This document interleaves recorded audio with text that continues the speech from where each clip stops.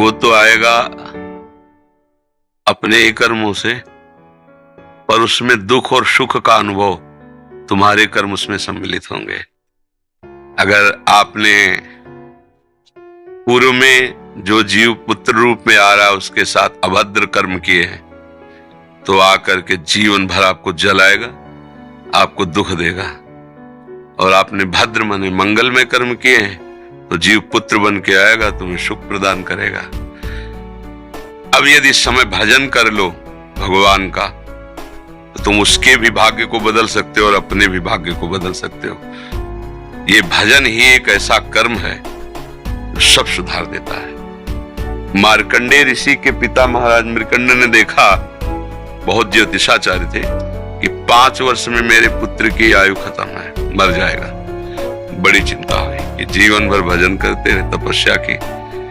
पहले प्राय हम सब ऋषियों की ही संतान हैं, रहते गृहस्थ में थे पर पूर्ण ऋषि तपस्वी मुनियों की तरह हम सब ऋषियों की संतान हैं। जब गोत्र पूछा जाए तो देखो नहीं बोलते भरद्वाज गोत्र, याज्ञवल्क्य, हम सब ऋषियों की संतानें हैं।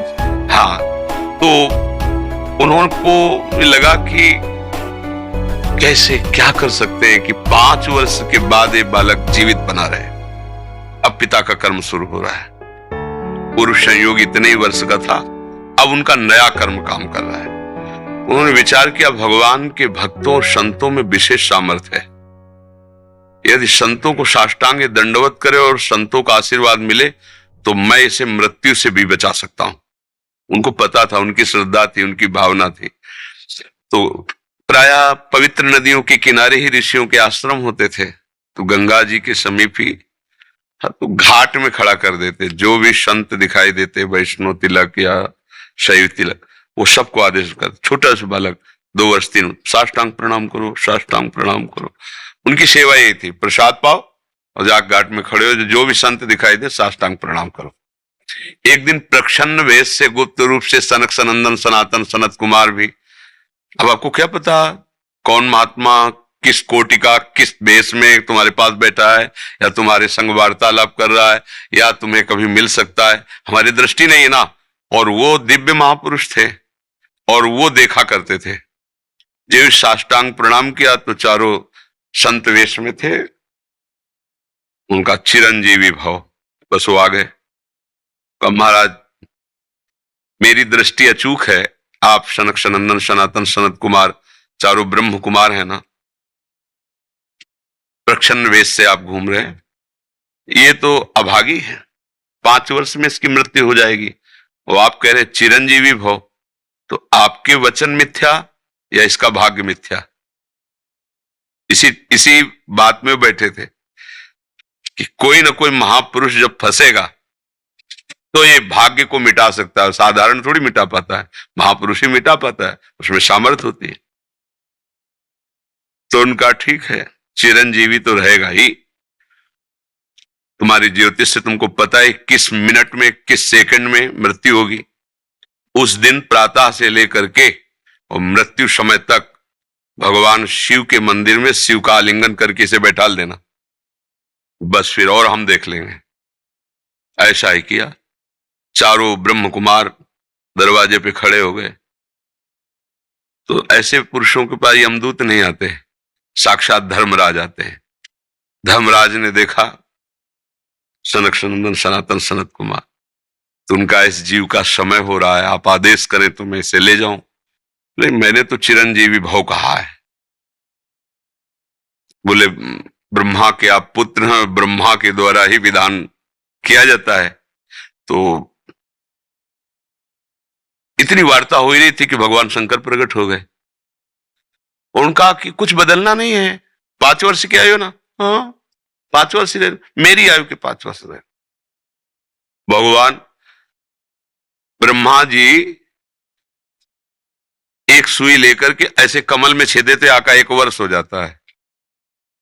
वो क्रम जब समय का नहीं, जैसे उत्तरायण दक्षिणायन देवताओं के दिन रात, ब्रह्मा जी का दिव्य 100 वर्ष का जो आयु का विवरण है ना, उसको जब पढ़ो तो होश खराब हो जाएगी। एक दिन में 74 मनु बदल जाते हैं, इंद्र बदल जाते हैं एक दिन में। और भगवान का समय, वो जो ब्रह्मा जी का समय, निमेष, पलक झपकना, इतना, इतने ब्रह्मा की पूरी आयु हो गई। 5 वर्ष उनके, आज तक मार्कंडेय जी जीवित है, उनको चिरंजीवी ऋषि कहा गया है मार्कंडेय जी का। अगर पिता भगवान का भजन करे तो अपने भाग्य और पुत्र के भी भाग्य को बदल कर जैसा चाहे वैसा कर सकता है। भावी मेट सके त्रिपुरारी। अगर भजन बल है तो फिर आनंद ही आनंद है, नहीं तो दोनों के कर्म संयोग से ही संयोग बनता है। तो तुम्हारे लो पुत्र रूप में आ रहा है। अभी हमारा आपका पूर्व जन्म का कोई संयोग तो आपको देखते ही चिढ़ पैदा हो जाएगी। वो हमारा कर्म है जो आपको भी जला रहा है, मेरे को भी जला रहा है, दोनों में द्वेष पैदा कर रहा है। और अगर अच्छा देखते ही ऐसा लगा कि मानो हमने बहुत समय से अपने प्रियजन को बाद में देख, ऐसा लगता है ये तो हमारे बहुत प्रिय, और देखकर आनंद है, आप जाओगे खुशी हुई, हमारा खुशी हुई, क्या हुआ? कर्म ही सबको दुख सुख देता है और कुछ नहीं। अगर कर्म को कोई मिटा सकता है तो भगवान का भजन मिटा सकता है दूसरा नहीं। खूब प्रभु का आश्रय लेकर के उनकी लीला गायन करो, नाम जप करो, सब ठीक हो जाएगा। और गर्भस्थ शिशु को भगवत चर्चा सुनानी चाहिए, उससे प्रभाव पड़ता है। जैसे माँ गर्भवती है तो चाहिए कि स्वयं स्वाध्याय करे या फिर परिवार के जन कथा कह रहे हो, चुपचाप शांति से बैठ के सुने और नाम जप करे, तो गर्भस्थ शिशु पर उसका प्रभाव पड़ता है।